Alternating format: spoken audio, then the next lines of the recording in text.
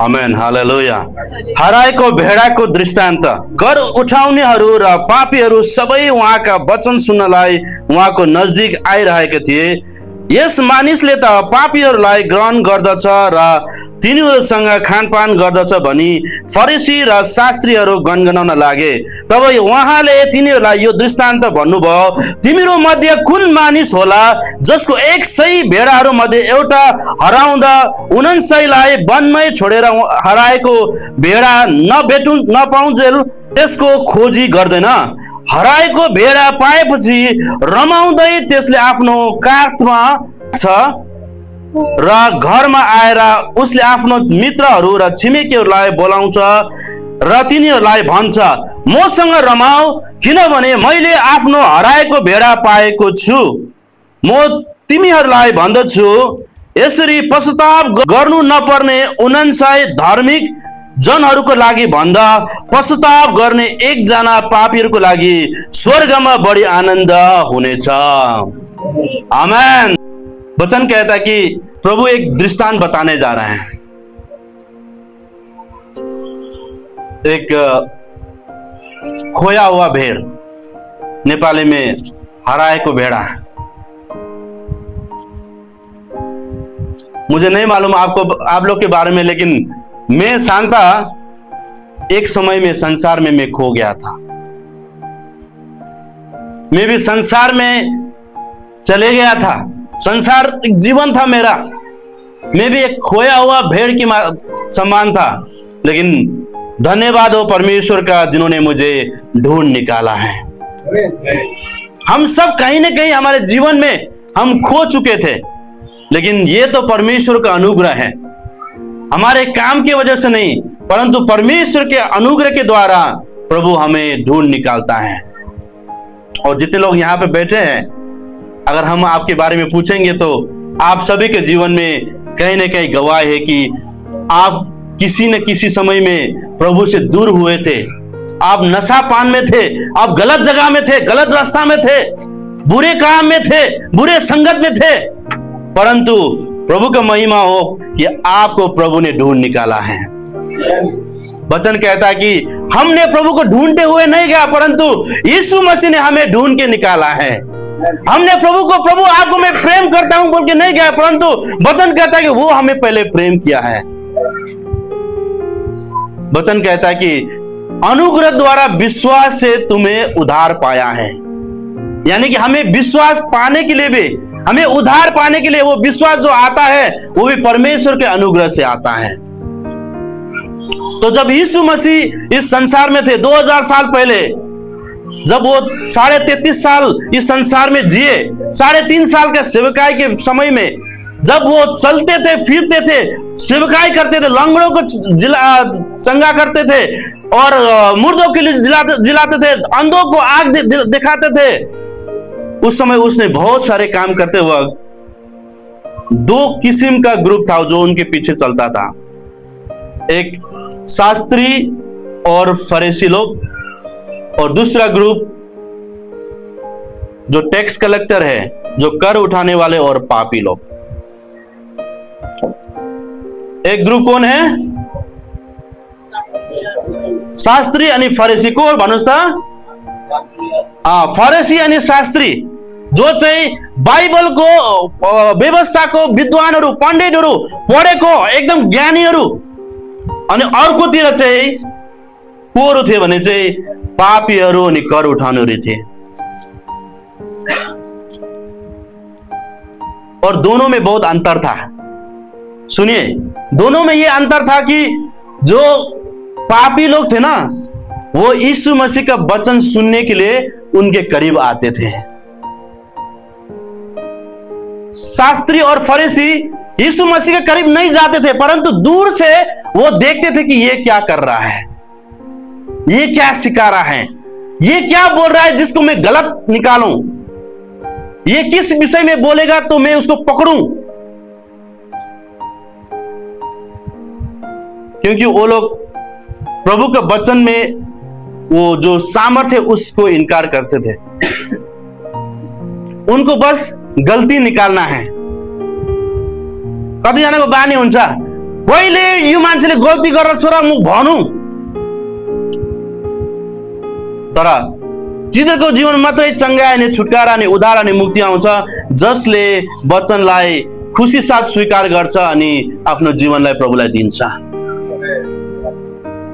जो वचन को स्वीकारता है उसी के जीवन में ही प्रभु काम कर सकता है। तो ये दोनों का ग्रुप था। तो फरीसी और शास्त्री ने क्या बोला पता है? फरीसी और शास्त्री ने बोला कि ये यीशु क्या करता है, वो तो पापी और कर उठाने वाले के साथ बैठता है और खाता है पीता है। और जाने अनजाने में मंडली हम भी ऐसे ही करते हैं। जब हम प्रभु को पाने के बाद जब हम चर्च में आते हैं, हम आत्मा में बढ़ते हैं ना, कहीं ना कहीं हम कभी भी अगर मंडली में कोई नया आदमी आया, सुनिए, जब नया आदमी आता है ना, मान लो एक लड़का आया दारू पीने वाला, उसको किसी ने बताया कि चर्च में गया तो आपका जीवन अच्छा रहेगा, क्योंकि संसार में वो खराब हो गया था। वो आया हुआ है चर्च में बिना नहा के, बिना मुंह भी अच्छा से धो के, रात में जो पिया हुआ है वो स्मेल के साथ, वो हैंगओवर के साथ आया है। और जब आपके पास बैठते हैं तो आप क्या उसको स्वागत करेंगे? क्या उनके साथ आप बात करेंगे? हम कई लोग क्या करते हैं पता है, जब कोई ऐसा लोग आते हैं ना, हम पहले जज करते हैं, कौन है ये, क्यों आया है अंदर, इतना दारू पी के क्यों आया, इतना स्मेल लेके आ, ये खैनी का बदबू आ रहा है, इससे सिगरेट का बदबू आ रहा है। हम उसको पास में भी बैठने को बैठो बोल के भी बोलना नहीं चाहता है, क्योंकि हमें लगता है कि हम धर्मी हैं और वो पापी हैं। और यहाँ पे सिस्टर लोग के बीच में अगर कोई ऐसा सिस्टर आ गया जो काफी फैशन करती है, कपड़े ढंग से नहीं पहना है ना, आज तो सब लोग अच्छे से ढंग से पहना है। आप लोग कैसा कपड़े पहनता है वो तो मंडे टू सैटरडे मालूम होगा, लेकिन संडे के दिन तो आप लोग सब स्वर्गदूत जैसा लग रहा है, बहुत अच्छा लग रहा है ना। तो मेरा चर्च का जवान लोग का कैसा स्थिति है मैं उनका डीपी से मालूम हो जाता हूँ, है ना। मेरा जवान लड़की लोग या बेटी लोग संडे के दिन पूरा कुर्ता पैजामा पहन के टाउको छोपेर चाहिँ आउनुहुन्छ है, तर सैटरडे आउँदा आउँदा पछाडिको चाहिँ केही पनि हुँदैन, समझ गया। सैटरडे आते आते कि पीछे का खत्म हो जाता है, मंडे थोड़ा आगे का थोड़ा निकलता है, पीछे पीछे पीछे करके। और जब हम चर्च में आते हैं, कोई नया लड़की आएगा, पूरा कलर है, ब्लॉन्ड कलर लगा के, यता छेडेको होला, कसैको यता छेडेको होला, ट्याटू होला, प्यान्ट लाएर आएको होला, पछाडि खाली होला, अनि हामी जज गर्छौं और हम जज करते हैं उसको। तुमको पता नहीं चर्च में ऐसा नहीं पहनना चाहिए। अरे उसको आने तो दो पहले चर्च में, पहले उसको बैठने दो, 2-3 हफ्ते आने दो उसको, 2 महीना 3 महीने आने दो, जब आपको बोलने की जरूरत नहीं पड़ता, पवित्र आत्मा ही उसको परिवर्तन कर देता है। आप क्यों उसके पीछे पड़े हो? भले अच्छा काम आप ये कर सकते कि वो भाई और बहन को आप उनको प्रार्थना कर सकते, उनको समझा सकते परमेश्वर के वचन द्वारा। उनका जो पहनावा चेंज करने में ज्यादा इंटरेस्ट मत लगाओ, उनके जीवन चेंज करने में इंटरेस्ट लगाइए, उनका हृदय चेंज करने के लिए, परमेश्वर का वचन सुनाने के लिए आप इंटरेस्ट लगाइए। केटाहरू त अब यहाँ यताउति फाटेर आएको पनि होला नि केटाहरू, होइन? यहाँ उभा आयो भने त कतिजनाको त यता घुँडा छैन होला, ठिकै छ, केही छैन। तपाईको मन प्रभुसँग छ भने त्यसले केही फरक पर्दैन। अब त्यसो भन्दा पास्टर बाउ चाहिँ यहाँ फाटेको चाहिँ लाएर चाहिँ बोल्न चाहिँ सक्दैन फेरि, होइन? तपाईहरुको लागि ठिकै छ, जो चाहिँ जानेको छैन अहिले, जो अभी बच्चे हैं, जो प्रभु के बारे में नहीं मालूम है, कोई बात नहीं। और ये गवाही है ये मंडली का, कई सारे जवान लड़का और लड़की लोग पहले कैसे आते थे, अभी आने के बाद अपने यह बदल गया है। मैं एक शब्द भी बोलना नहीं पड़ा, वो तो आपको देख के आपके बाजू वाली सुधर जाते हैं, आपको देख के आपका बाजू वाला सुधर जाता है। आपको बस परमेश्वर का प्रेम उसको दिखाना है। हालेलुया। परमेश्वर का प्रेम उसको दिखाना है। हम ये भूल जाते हैं कि हम भी वैसे ही थे जैसे वो लड़की, वो बहन आज आई है। हम भी वैसे ही थे एक समय में। हम भी दारू पीते थे, हम भी सिगरेट पीते थे, हम भी व्यभिचार में थे, हम भी गलत रास्ते में थे। ये तो परमेश्वर का अनुग्रह है कि प्रभु ने उनसे पहले हमको चुना है। ये तो परमेश्वर का अनुग्रह है। इसके लिए हमें फरीसी और शास्त्री जैसा नहीं बनना है। हमें नम्र बनके, पापी की तरह नम्र होके परमेश्वर के आगे आना है और परमेश्वर का वचन सुनना है, और वही वचन आपको और मुझे धर्मी बनाता है, हमारे काम से नहीं है। तो अब यीशु मसीह को समझ में आ गया कि ये लोग क्या बोलने जा रहा है, तो प्रभु एक दृष्टांत को बता रहा है। प्रभु ने बोला कि देखो, एक आदमी का 100 भेड़ था, बकरिया भन्ने बुझ्छ सबैले नि, भेड़ भन्ने बुझ्दै हुनुहुन्छ? भेड़ समझ में आ गया ना? हाँ, 100 भेड़ है, 100वटा बाख्रा भेड़ाहरू छन्, उसका 100 भेड़ है, उसमें से अचानक 100 साथ चल रहे थे तो एक गुम हो गया।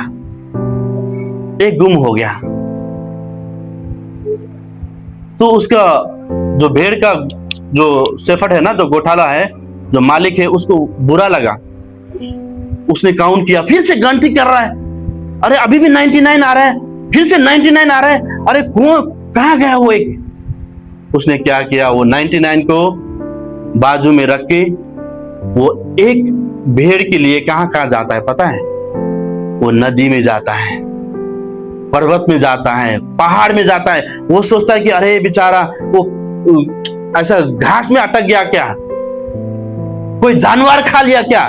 तो वो बुलाता है, मैं करके बुलाता है।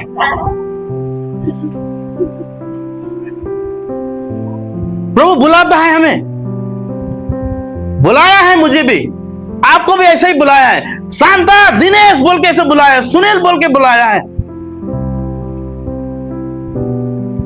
तो जब उसको अपना भेड़ को मिल जाता है ना, वचन कहता है कि वो अपने कात में लेके आता है।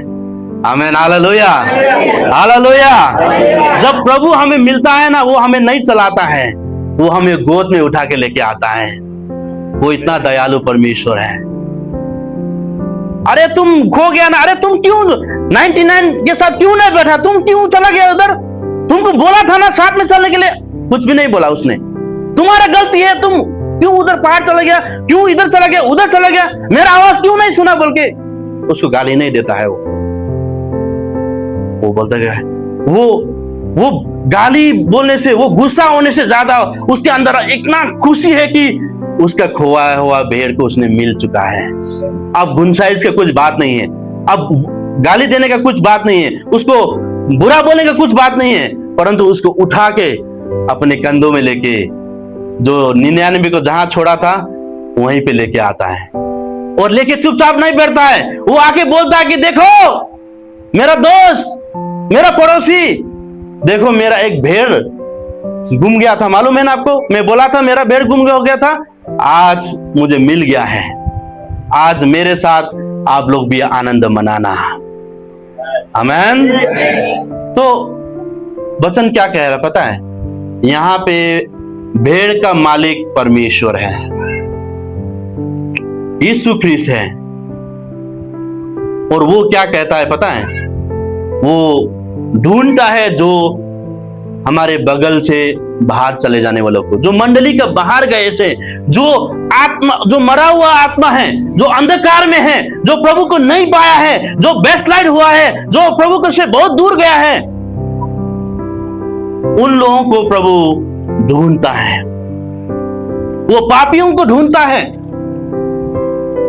क्योंकि वचन कहता, प्रभु ने कहा कि डॉक्टर बीमार लोगों को चाहिए। अगर आप सुस्वास्थ्य है तो आप डॉक्टर के पास जाएंगे कि नहीं जाएंगे? नहीं जाएंगे ना, आप बीमार है तभी तो जाएंगे। और यीशु मसीह सबसे बड़ा डॉक्टर है, और वो चंगा करने वाला परमेश्वर है। तो यीशु मसीह क्या कर रहा है कि उन फरीसी और शास्त्री को क्या बताना चाह रहा है कि देखो, परमेश्वर पिता है जो इतना दयालु पिता है कि वो एक भेड़ के लिए सब कुछ दाव में लगा देता है, अपने समय को निकालता है, ढूंढता है, और जब वो एक पापी को ढूंढ के निकालता है, खाली उसके घर में नहीं, खाली मंडली में नहीं, परंतु उससे भी बढ़ के स्वर्ग में बड़ा आनंद मनाया जाता है। आमीन, हालेलुया, हालेलुया। परमेश्वर के घर में जब एक पापी अपने पाप को स्वीकार के, प्रभु मैंने पाप किया, मैंने गलत काम किया, मैंने नहीं करना चाहिए वो पाप, परंतु मैंने गलती कर दिया, प्रभु मैं पापी हूं, मैं क्षमा मांगता हूं। जिस दिन आप अपने मुंह से ये बोलेंगे, उसी दिन प्रभु आपको अपना बेटा और बेटी कहने का अधिकार देता है। और प्रभु ऐसे ही काम करता है। और वचन में ऐसा लिखा है कि धर्मी जो 99 धर्मी है, जिसको पश्चाताप करने की जरूरत नहीं है, उससे भी बढ़ के स्वर्ग में आनंद मनाया जाता है जब कोई पापी अपने पाप को स्वीकार के परमेश्वर के राज्य में आता है। तो जिन लोगों ने बपतिस्मा लेने का निर्णय लिया है, आने वाले संडे 9 तारीख अगस्त दोपहर 11 बजे जो लोग बपतिस्मा लेने के लिए तैयार हैं, आप लोग के साथ प्रभु खुश हैं। क्यों? क्योंकि जब यीशु मसीह भी जब पानी में बपतिस्मा लिया था और पानी से ऊपर आया, तो स्वर्ग से पिता की आवाज आया और कहा कि मैं इससे बहुत ही प्रसन्न हूं, ये मेरा बेटा है। जब आप बपतिस्मा लोगे तो प्रभु गवाही देगा, स्वर्ग गवाही देगा और बोलेगा कि आज मेरा बेटा और बेटी के साथ मैं बहुत खुश हूं क्योंकि इसने अपने पाप को स्वीकारा है और मुझे उसने अपने पिता के रूप में ग्रहण किया है, अपने उद्धारकर्ता के रूप में ग्रहण किया है, अपने पापों को क्षमा मांगा है। तो स्वर्ग में बहुत बड़ी आनंद मनाया जाता है। आमीन, हालेलुया। इसके लिए आप लोग जो ग्रहण किया है और ग्रहण करने जा रहे हैं और बपतिस्मा करना जा रहे हैं, आप सभी को तैयार रहना है। मैं अगले संडे चर्च खत्म होने के बाद आप लोग को बपतिस्मा के बारे में और अच्छा से मैं शिक्षा दूंगा। अभी तो आज ज्यादा टाइम नहीं है, लेकिन मैं ये कहना चाहता हूं परमेश्वर के वचन के द्वारा कि हर कोई परमेश्वर के राज्य से दूर है, तो प्रभु आज आवाज देके बुला रहा है, आज आवाज देके बुला रहा है। क्योंकि योना 1:12 कहता है कि जो कोई यीशु मसीह को विश्वास करते और ग्रहण करते हैं, वो परमेश्वर का बेटा और बेटी होने का अधिकार पाता है। आमीन, हालेलुया, हालेलुया। तो प्रभु का वचन ये कहता है, तो हमें, अगर आपने अभी तक प्रभु को ग्रहण नहीं किया है, आप खोए हुए भेड़ में से हो, आप इस मंडली में नहीं हो, आप परमेश्वर के राज्य में नहीं हो, आपने अभी तक प्रभु को ग्रहण नहीं किया, बपतिस्मा नहीं किया, पिता पुत्र और पवित्र आत्मा के नाम में आपने बपतिस्मा नहीं किया, आपने अपने पाप को सही नहीं स्वीकारा है, आप अभी तक अपने प्रभु को ग्रहण नहीं किया, तो प्रभु आपको एक मौका दे रहा है। प्रभु बुला रहा है, आपके नाम को बोल के प्रभु बुला रहा है। प्रभु का आवाज को सुने आज की सुबह, प्रभु आपको बुला रहे हैं। प्रभु ये कह रहा है कि तुम कहां हो? मैंने तुम्हारे लिए मैंने अपने प्राण क्रूस में त्याग दिया है, मैंने अपने लहू को बहा है, मैंने अपने शरीर में एक भी कतरा लहू को ना बचाते हुए तुम पापी के लिए मैंने मरा है। आपके नाम लेके प्रभु बुला रहा है। आपको केवल ये करना है कि आपको मुंह से बोलना है कि प्रभु मैं पापी हूं और मेरा पाप का उद्धारकर्ता आप है। मैं आपको प्रभु है बोल के मैं स्वीकारता हूं, और आप मरे हुए से में से परमेश्वर के आत्मा के द्वारा आप तीसरे दिन में जी उठा है, और मुझे फिर लेने के लिए आएंगे, और मैं आपके साथ अनंत अनंत के लिए स्वर्ग में आपके घर में मैं रहूंगा। आमेन। यही है लक्ष्य विश्वासी होने का, यो हो विश्वासी होने को लक्ष्य है। अब गुड फ्राइडे, क्रिसमस मनाउने, इस्टर सन्डे मनाउने त्यतातिर धेरै ध्यान दिने काम छैन। त्यो सबै हामी पनि गर्छौँ, हामी क्रिसमस धुमधाम मनाउँछौँ, हामी पनि नाच्छौँ, गाउँछौँ, प्रभुलाई महिमा दिन्छौँ, राम्रो कुरा हो। तर हाम्रो उद्देश्य चाहिँ हामी बाँच्यौँ अनि अरू पनि बाँचेको होस् भन्ने चाहिँ हाम्रो उद्देश्य हुनुपर्छ। आत्मा बचाने का काम हमारा होना चाहिए। जो कोई आज परमेश्वर के वचन को सुन रहे हैं, आपको विश्वास करना जरूरी है। आप मंडली में 1 साल से आ रहे हो, 2 साल से आ रहे हो, 3 साल से आ रहे हो, 10 साल से आ रहे हो, उसे कोई फर्क नहीं पड़ता है। मैं बारंबार आपको बोल रहा हूं, आप भले ही पास्टर का बेटा ही क्यों ना हो, परंतु आपको भी अपने पाप को स्वीकारना पड़ेगा और प्रभु को ग्रहण करना पड़ेगा। क्योंकि प्रेरित 4 का 10, 11 और 12 में ऐसा लिखा है कि स्वर्ग के नीचे पृथ्वी के ऊपर और कोई नाम नहीं दिया गया है जिस नाम में उद्धार और मुक्ति है, और वो नाम यीशु मसीह ही है, और कोई नाम नहीं है। रोमी 10 का 13 ये कहता है कि किनभने प्रभु को नाम पुकारने हरेकले उद्धार पाउने छ। हम पढ़ेंगे उसको, हिंदी में भी पढ़ेंगे। किनकि प्रभुको नाम पुकारने हरेकले उद्धार पाउने छ। हिंदी में, क्योंकि जो कोई प्रभु का नाम लेगा वह उद्धार पाएगा। फिलिपी 2 को 10 अनि 11 पनि हामी पढौं कि जो स्वर्ग में और पृथ्वी पर और पृथ्वी के नीचे है वह सब यीशु के नाम पर घुटने टेके और परमेश्वर पिता की महिमा के लिए हर एक भी अंगीकार कर ले यीशु मसीह ही प्रभु है। नेपाली में पढौं त। यी स्वर्गमा पृथ्वी माथि र पृथ्वी मुनि भएका हरेक प्राणीले यीशुको नाममा राखेनुपर्छ। स्वर्ग को मुनि, स्वर्ग के नीचे, पृथ्वी के ऊपर और पृथ्वी के नीचे हरेक प्राणी यीशु के आगे घुटना टेकना पड़ेगा, और हरेक जुबान परमेश्वर के महिमा के लिए यीशु ख्रीस्त ही प्रभु है बोल के स्वीकारना पड़ेगा। आमीन, हालेलुया। और कोई नाम नहीं है, एक ही नाम है, मार्ग, सत्य और जीवन केवल यीशु ख्रीस्त ही है, जिसके द्वारा आप स्वर्ग में जा सकते हो। अब ऐसा प्रचार तो आजकल बहुत फेमस नहीं है, क्योंकि लोगों को खाली ब्लेसिंग वाले चाहिए, है ना।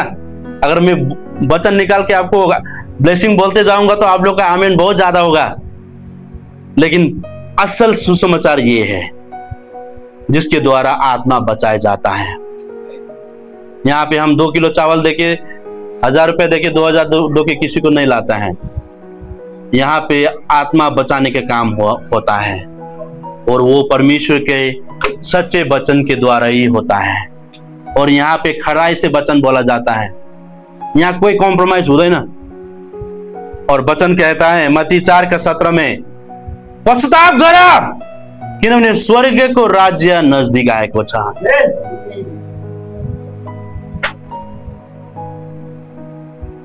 पश्चाताप करो क्योंकि स्वर्ग राज्य नजदीक है। अब प्रभु यीशु ख्रीस्त आने का निकट में है मेरे भाई और बहनों। इसके लिए मैं बार बार बोलता हूं, आपको पश्चाताप करना पड़ेगा, आपको ग्रहण करना पड़ेगा, आपको प्रभु को पाना पड़ेगा। इसके लिए मैं बार बार बोलता हूं, उसके कारण है। ये जमा करने का मुझे कोई इंटरेस्ट नहीं है, मुझे इंटरेस्ट है आप बचाए जाने का, उसमें मुझे इंटरेस्ट है।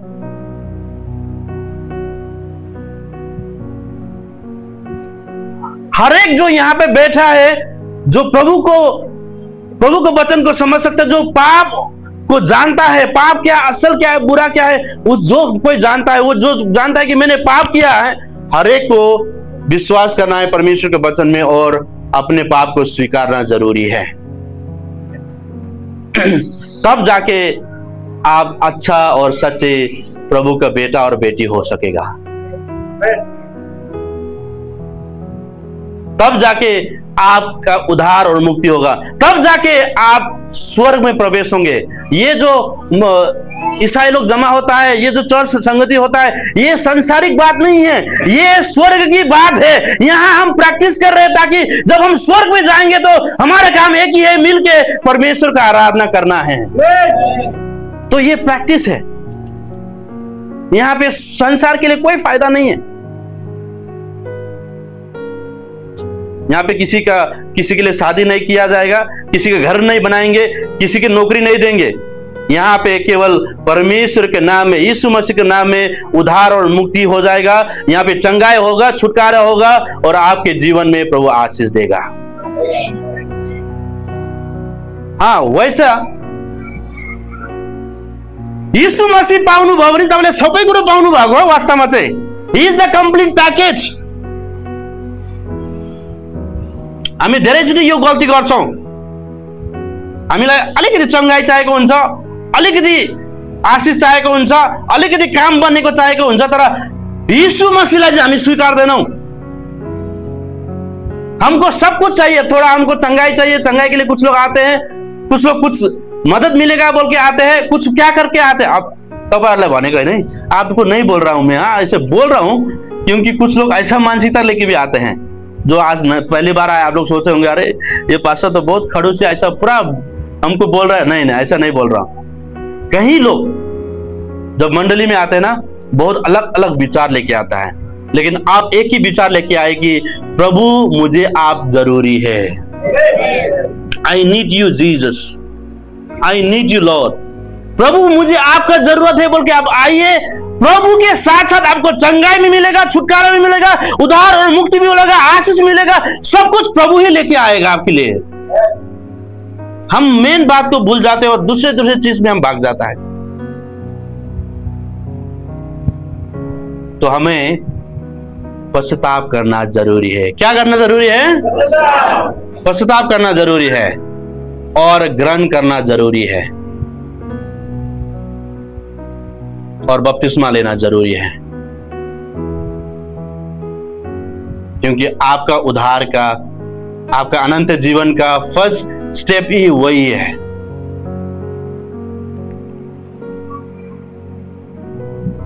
और जाते जाते जो ऑलरेडी बपतिस्मा ले चुका है उनके लिए भी मैं बता दूं, अगर आप बपतिस्मा ले चुका है 2 साल पहले, 10 साल पहले, 15 साल पहले, अगर आप जन्म से ही विश्वासी परिवार में जन्म हुआ है और बपतिस्मा ले चुका है, लेकिन आपके जीवन में कोई परिवर्तन नहीं है, तो आज के लिए वचन आपके लिए भी है। आपको भी वापस आना पड़ेगा। आप भी खोया हुआ भेड़ में से हो। You are also the lost ship. आप भी एक खोया हुआ भेड़ है। अगर आप प्रभु को विश्वास तो करते हैं लेकिन चर्च नहीं आ रहा है, मंडली बीन है, नशा पानी में है, गलत काम में है, जीवन में कोई परिवर्तन नहीं है, वही पुराने स्वभाव में जी रहा है, तो ये वचन आपके लिए जरूरी है। प्रभु आपको भी बुला रहा है। आज आपको बोल रहा है कि मेरा बेटा वापस आओ, मेरा बेटी वापस आओ, मैं तुम्हें प्रेम करता हूं, मैं तुम्हें प्रेम करता हूं। जैसे कुरंत पुत्रा अपने बाप का सब धन संपत्ति लेके क्या किया, बहुत दूर गया, मौज मस्ती किया, पैसे खत्म हो गया, लास्ट में क्या हुआ, भूखमरी हुआ वो देश में, नौकरी नहीं मिला, तो उसको लास्ट में एक नौकरी मिला, वो है सुअर का चारा खाने का, सुअर को चराने का, सुअर को चराने का काम मिला लास्ट। और खाना भी नहीं देता है वो मालिक, जो सुअर खाता है उसके साथ वो भी चारा खा रहा है थोड़ा थोड़ा निकाल के। उस दिन उसका बुद्धि खुल गया। कहिले कहिले हामीलाई त्यही अवस्थामा आउनै पर्ने हुन्छ कतिजनालाई चाहिँ। प्रभुले माया गर्दा, दया गर्दा, नौकरी दिँदा चर्च आउनुहुन्न, उन्नति दिँदा प्रभुलाई छोडिदिनुहुन्छ, सुस्वास्थ्य राम्रो हुँदैन प्रभुलाई प्रार्थना गर्नुहुन्न, हैन? कुछ लोग का वही आदत है ना, पहले तो प्रार्थना करते प्रभु मुझे नौकरी दो, नौकरी दो, अच्छा वाला नौकरी दो, अच्छा वाला नौकरी दो। प्रभु लगा ठीक है, आपको प्रार्थना सुना, नौकरी मिल गया। फिर बाद में क्या हुआ सिस्टर नहीं आया? पास्टर नौकरी मुझे आने नहीं दे रहा है। उल्टा प्रार्थना करूंगा मैं अब, प्रभु जी इसका नौकरी से इसको हटा दो। पहले हम नौकरी के लिए प्रार्थना करते हैं और बाद में हम उसी नौकरी का नौकर बन जाते हैं और हम प्रभु को भूल जाते हैं। बीमार हुए तो हमारा प्रार्थना बहुत लंबा होता है, बाबा बाबा बाबा बाबा बहुत लंबा। प्रार्थना का रिक्वेस्ट कहां कहां जाता है, देश दुनिया, अमेरिका, यूरोप, लंदन, कहां कहां पहुंच जाता है। अच्छा होने के टाइम में तो प्रभु राति प्रार्थना गर्नु पनि गाह्रो हुन्छ। एउटाले के सारो पुरानो विश्वासी रहेछ क्या। एक कहानी सुनिए, उसके बाद हम अंत करेंगे। और ये बहुत फेमस कहानी है, मैं बहुत बात बताता हूं। एक पुराना विश्वासी है, कुछ लोग ना ज्यादा पुराना हो तो ये ऐसा काम भी करते हैं। सुनिए,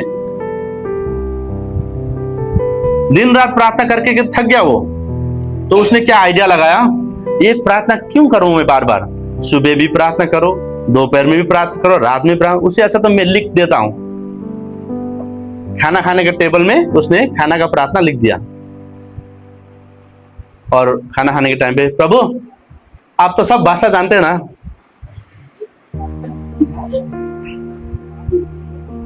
बेड के ऊपर भी लिख दिया पूरा प्रार्थना। प्रार्थना बहुत अच्छा आता है उसको, लिख दिया। थक के आता है, मोबाइल खेलता है बहुत अच्छा से, 1 घंटा हो गया रील देख देख देख के। अब तो प्रार्थना तो करना पड़ेगा लेकिन मुश्किल है, प्रभु गुड नाइट। हाँ, कतिजना यस्तो सेलाइसक्यो भने हुन्छ नहीं।